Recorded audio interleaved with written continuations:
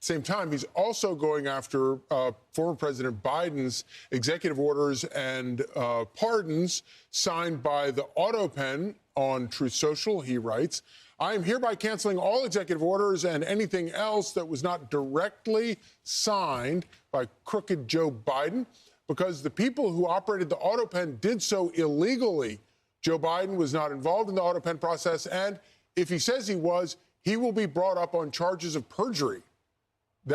Thank you for your attention to this matter. Yeah, and you look at just the sheer volume of the AutoPen, 88%, I believe, were AutoPen. You can see it here, signed by AutoPen.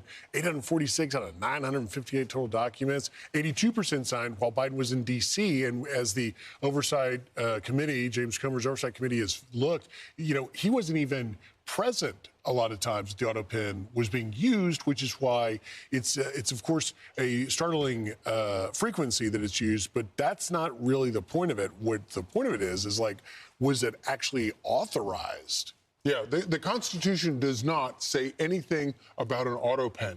It says things about the President of the United States signing things, but it doesn't say anything about a machine that is designed to make an imprint that looks like the president's signature. Doesn't say anything about that. And so it really does raise a lot of very important questions. And obviously the pardon thing, we'll get into all of that. But there are actually cases where the AutoPen signed documents, part of the signature was, as president hereby sitteth in the throne of the White House or whatever. And it turns out when you go back and you look at his calendar, he was not even in Washington, D.C., or he wasn't even in the United States when these things got signed. Right. And to be clear, it's interesting because in the estates and wills and estate planning sort of realm of this world, there is never and also with, by the way, judicial orders, you cannot imprint via a vehicle your signature. Like, it requires your actual hand, right? And judges' orders have been ruled vacated because there was a stamp used instead of the judge's signature. But to your point about the AutoPen here, that the issue is not the use of that. But the issue is whether the delegation of executive authority was in fact authentic, was in fact legitimate. And we know that any president can override prior president's executive order. So this, yes, as long as I think the sort of implementation is beyond just a Truth Social post. So the issue here in the pardons is squarely whether indeed it was President Biden's intention to have those pardons executed. We know the Hunter Biden one, sure, that's in a different pot. But the issue is whether in the cases of the AutoPens, whether Biden's mind was even involved. I spoke earlier with Andrew Cherkasky, the constitutional law attorney, who said that Trump can indeed terminate those Biden orders, but it's something else to say about the pardons. Watch.